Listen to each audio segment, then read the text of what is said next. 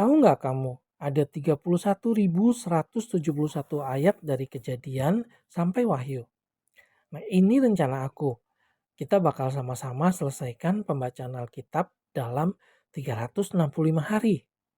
Jadi, aku bakal bacain 85 ayat setiap hari buat kamu agar kita bisa selesai dalam 1 tahun. Kalau menurut kamu ini ide bagus, buruan subscribe ya, biar notification pembacaan ayat Alkitab aku selalu terkirim ke device kamu. Kisah Para Rasul pasal 7 ayat 54 sampai 60. Stefanus dibunuh, Saulus hadir. Ketika anggota-anggota Mahkamah Agama itu mendengar semuanya itu, sangat tertusuk hati mereka. Maka mereka menyambutnya dengan gertakan gigi. Tetapi Stefanus yang penuh dengan Roh Kudus menatap ke langit, lalu melihat kemuliaan Allah dan Yesus berdiri di sebelah kanan Allah. Lalu katanya, "Sungguh, aku melihat langit terbuka dan Anak Manusia berdiri di sebelah kanan Allah." Maka berteriak-teriaklah mereka dan sambil menutup telinga serentak menyerbu dia. Mereka menyeret dia keluar kota lalu melemparinya. Dan saksi-saksi meletakkan jubah mereka di depan kaki seorang muda yang bernama Saulus. Sedang mereka melemparinya, Stefanus berdoa katanya, "Ya Tuhan Yesus, terimalah rohku." Sambil berlutut, ia berseru dengan suara nyaring, "Tuhan, janganlah tanggungkan dosa ini kepada mereka." Dan dengan perkataan itu, meninggallah ia. Kisah Para Rasul pasal 8 ayat 1a. Saulus juga setuju bahwa Stefanus mati dibunuh. Kisah Para Rasul pasal 8 ayat 1b sampai 3. Penganiayaan terhadap jemaat di Yerusalem. Pada waktu itu mulailah penganiayaan yang hebat terhadap jemaat di Yerusalem. Mereka semua, kecuali rasul-rasul, tersebar ke seluruh daerah Yudea dan Samaria. Orang-orang saleh menguburkan mayat Stefanus serta meratapinya dengan sangat. Tetapi Saulus berusaha membinasakan jemaat itu, dan ia memasuki rumah demi rumah dan menyeret laki-laki dan perempuan keluar dan menyerahkan mereka untuk dimasukkan ke dalam penjara. Kisah Para Rasul pasal 8 ayat 4 sampai 25. Filipus di Samaria. Mereka yang tersebar itu menjelajah seluruh negeri itu sambil memberitakan Injil. Dan Filipus pergi ke suatu kota di Samaria dan memberitakan Mesias kepada orang-orang di situ. Ketika orang banyak itu mendengar pemberitaan Filipus dan melihat tanda-tanda yang diadakannya, mereka semua dengan bulat hati menerima apa yang diberitakannya itu. Sebab dari banyak orang yang kerasukan roh jahat, keluarlah roh-roh itu sambil berseru dengan suara keras, dan banyak juga orang lumpuh dan orang timpang yang disembuhkan. Maka sangatlah besar sukacita dalam kota itu. Selamat, kamu sudah melakukan langkah pertama. Seorang yang bernama Simon telah sejak dahulu melakukan sihir di kota itu dan mentakjubkan rakyat Samaria, serta berlagak seolah-olah ia seorang yang sangat penting. Semua orang, besar kecil, mengikuti dia dan berkata, "Orang ini adalah kuasa Allah yang terkenal sebagai kuasa besar." Dan mereka mengikutinya karena sudah lama ia mentakjubkan mereka oleh perbuatan sihirnya. Tetapi sekarang mereka percaya kepada Filipus yang memberitakan Injil tentang kerajaan Allah dan tentang nama Yesus Kristus, dan mereka memberi diri mereka dibaptis, baik laki-laki maupun perempuan. Simon sendiri juga menjadi percaya, dan sesudah dibaptis, ia senantiasa bersama-sama dengan Filipus dan takjub ketika ia melihat tanda-tanda dan mujizat-mujizat besar yang terjadi. Ketika rasul-rasul di Yerusalem mendengar bahwa tanah Samaria telah menerima firman Allah, mereka mengutus Petrus dan Yohanes ke situ. Setibanya di situ, kedua rasul itu berdoa supaya orang-orang Samaria itu beroleh Roh Kudus. Sebab Roh Kudus belum turun di atas seorang pun di antara mereka, karena mereka hanya dibaptis dalam nama Tuhan Yesus. Kemudian keduanya menumpangkan tangan di atas mereka, lalu mereka menerima Roh Kudus. Ketika Simon melihat bahwa pemberian Roh Kudus terjadi oleh karena rasul-rasul itu menumpangkan tangannya, ia menawarkan uang kepada mereka serta berkata, "Berikanlah juga kepadaku kuasa itu, supaya jika aku menumpangkan tanganku di atas seseorang, ia boleh menerima Roh Kudus." Tetapi Petrus berkata kepadanya, "Binasalah kiranya uangmu itu bersama dengan engkau, karena engkau menyangka bahwa engkau dapat membeli karunia Allah dengan uang. Tidak ada bagian atau hakmu dalam perkara ini, sebab hatimu tidak lurus di hadapan Allah. Jadi, bertobatlah dari kejahatanmu ini, dan berdoalah kepada Tuhan supaya Ia mengampuni niat hatimu ini. Sebab kulihat bahwa hatimu telah seperti empedu yang pahit dan terjerat dalam kejahatan." Jawab Simon, "Hendaklah kamu berdoa untuk aku kepada Tuhan, supaya kepadaku jangan kiranya terjadi segala apa yang telah kamu katakan itu." Setelah keduanya bersaksi dan memberitakan firman Tuhan, kembalilah mereka ke Yerusalem, dan dalam perjalanannya itu mereka memberitakan Injil dalam banyak kampung di Samaria. Jangan lupa di-subscribe biar aku bisa bacain Alkitab buat kamu setiap hari. Kisah Para Rasul pasal 8 ayat 26 sampai 40. Sida-sida dari tanah Ethiopia. Kemudian berkatalah seorang malaikat Tuhan kepada Filipus, katanya, "Bangunlah dan berangkatlah ke sebelah selatan, menurut jalan yang turun dari Yerusalem ke Gaza. Jalan itu jalan yang sunyi." Lalu berangkatlah Filipus, adalah seorang Ethiopia, seorang sida-sida, pembesar dan kepala perbendaharaan Sri Kandake, ratu negeri Ethiopia, yang pergi ke Yerusalem untuk beribadah. Sekarang orang itu sedang dalam perjalanan pulang dan duduk dalam keretanya sambil membaca kitab Nabi Yesaya. Lalu kata Roh kepada Filipus, "Pergilah ke situ dan dekatilah kereta itu." Filipus segera ke situ dan mendengar sida-sida itu sedang membaca kitab Nabi Yesaya. Kata Filipus, "Mengertikah Tuan apa yang Tuan baca itu?" Jawabnya, "Bagaimanakah aku dapat mengerti kalau tidak ada yang membimbing aku?" Lalu ia meminta Filipus naik dan duduk di sampingnya. Nas yang dibacanya itu berbunyi seperti berikut. "Seperti seekor domba ia dibawa ke pembantaian, dan seperti anak domba yang keluh di depan orang yang menggunting bulunya, demikianlah ia tidak membuka mulutnya. Dalam kehinaannya berlangsunglah hukumannya. Siapakah yang akan menceritakan asal-usulnya?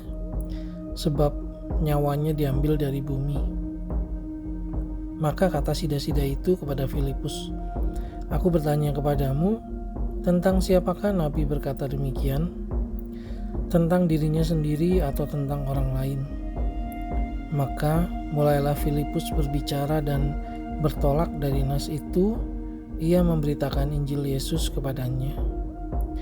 Mereka melanjutkan perjalanan mereka dan tiba di suatu tempat yang ada air. Lalu kata sida-sida itu, "Lihat, di situ ada air. Apakah halangannya jika aku dibaptis?" Sahut Filipus, "Jika Tuhan percaya dengan segenap hati, boleh." Jawabnya, "Aku percaya bahwa Yesus Kristus adalah Anak Allah." Lalu orang Etiopia itu menyuruh menghentikan kereta itu, dan keduanya turun ke dalam air, baik Filipus maupun sida-sida itu, dan Filipus membaptis dia. Dan setelah mereka keluar dari air, Roh Tuhan tiba-tiba melarikan Filipus, dan sida-sida itu tidak melihatnya lagi. Ia meneruskan perjalanannya dengan sukacita. Tetapi ternyata Filipus ada di Asdod. Ia berjalan melalui daerah itu dan memberitakan Injil di semua kota sampai ia tiba di Kaisarea. Kisah Para Rasul pasal 9 ayat 1-19a. Saulus bertobat.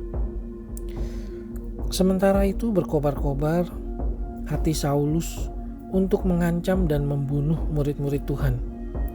Ia menghadap imam besar dan meminta surat kuasa daripadanya untuk dibawa kepada majelis-majelis Yahudi di Damsyik, supaya jika ia menemukan laki-laki atau perempuan yang mengikuti jalan Tuhan, ia menangkap mereka dan membawa mereka ke Yerusalem.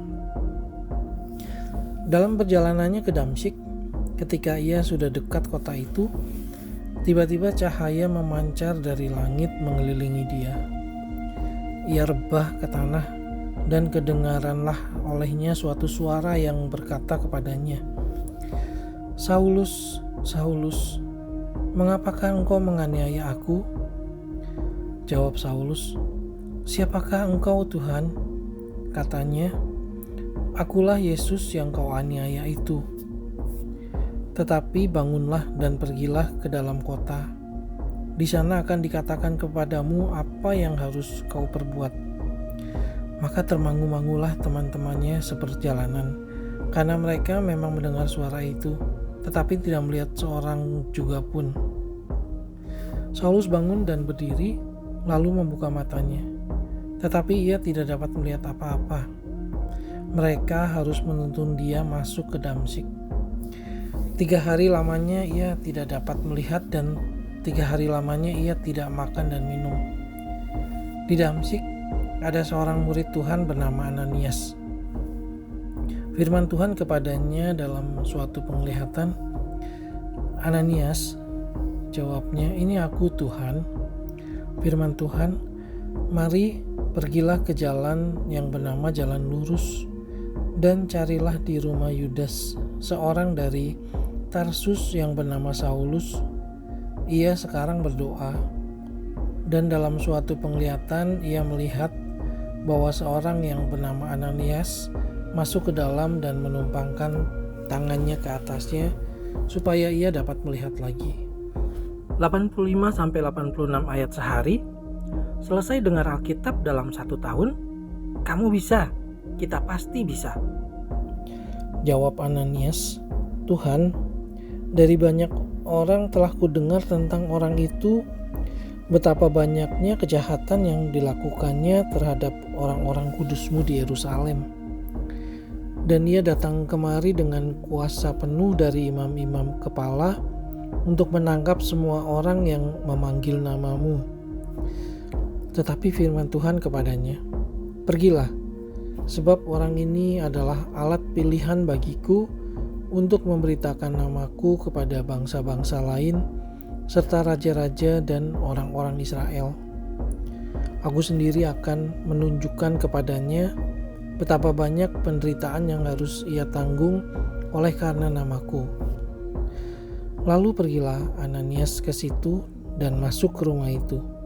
Ia menumpangkan tangannya ke atas Saulus, katanya, "Saulus, saudaraku, Tuhan Yesus yang telah menampakkan diri kepadamu di jalan yang kau lalui, telah menyuruh aku kepadamu supaya engkau dapat melihat lagi dan penuh dengan Roh Kudus." Dan seketika itu juga seolah-olah selaput gugur dari matanya, sehingga ia dapat melihat lagi. Ia bangun lalu dibaptis, dan setelah ia makan, pulihlah kekuatannya. Kisah Para Rasul pasal 9 ayat 19b sampai 31. Saulus dalam lingkungan saudara-saudara. Saulus tinggal beberapa hari bersama-sama dengan murid-murid di Damsyik. Ketika itu juga ia memberitakan Yesus di rumah-rumah ibadat dan mengatakan bahwa Yesus adalah anak Allah. Semua orang yang mendengar hal itu heran dan berkata, "Bukankah dia ini yang di Yerusalem mau membinasakan barang siapa yang memanggil nama Yesus ini? Dan bukankah ia datang ke sini dengan maksud untuk menangkap dan membawa mereka ke hadapan imam-imam kepala?" Akan tetapi Saulus semakin besar pengaruhnya dan ia membingungkan orang-orang Yahudi yang tinggal di Damsyik karena ia membuktikan bahwa Yesus adalah Mesias. Beberapa hari kemudian orang Yahudi merundingkan suatu rencana untuk membunuh Saulus. Tetapi maksud jahat itu diketahui oleh Saulus. Siang malam, orang-orang Yahudi mengawal semua pintu gerbang kota supaya dapat membunuh dia. Sungguh pun demikian, pada suatu malam murid-muridnya mengambilnya dan menurunkannya dari atas tembok kota dalam sebuah keranjang. Setibanya di Yerusalem, Saulus mencoba menggabungkan diri kepada murid-murid, tetapi semuanya takut kepadanya karena mereka tidak dapat percaya bahwa ia juga seorang murid. Tetapi Barnabas menerima dia dan membawanya kepada rasul-rasul dan menceritakan kepada mereka bagaimana Saulus melihat Tuhan di tengah jalan dan bahwa Tuhan berbicara dengan dia dan bagaimana keberaniannya mengajar di Damsyik dalam nama Yesus. Dan Saulus tetap bersama-sama dengan mereka di Yerusalem dan dengan keberanian mengajar dalam nama Tuhan. Ia juga berbicara dan bersoal jawab dengan orang-orang Yahudi yang berbahasa Yunani. Tetapi mereka itu berusaha membunuh dia. Akan tetapi, setelah hal itu diketahui oleh saudara-saudara anggota jemaat, mereka membawa dia ke Kaisarea dan dari situ membantu dia ke Tarsus. Selama beberapa waktu, jemaat di seluruh Yudea, Galilea, dan Samaria berada dalam keadaan damai. Jemaat itu dibangun dan hidup dalam takut akan Tuhan. Jumlahnya makin bertambah besar oleh pertolongan dan penghiburan Roh Kudus. Kisah Para Rasul pasal 9 ayat 32 sampai 43. Petrus menyembuhkan Eneas dan membangkitkan Dorkas. Pada waktu itu Petrus berjalan keliling mengadakan kunjungan kemana-mana. Dalam perjalanan itu ia singgah juga kepada orang-orang kudus yang di Lida. Di situ didapatinya seorang bernama Eneas yang telah 8 tahun terbaring di tempat tidur karena lumpuh. Kata Petrus kepadanya, "Eneas, Yesus Kristus menyembuhkan engkau. Bangunlah dan bereskanlah tempat tidurmu." Seketika itu juga bangunlah orang itu. Semua penduduk Lida dan Saron melihat dia, lalu mereka berbalik kepada Tuhan. Di Yope ada seorang murid perempuan bernama Tabita, dalam bahasa Yunani Dorkas.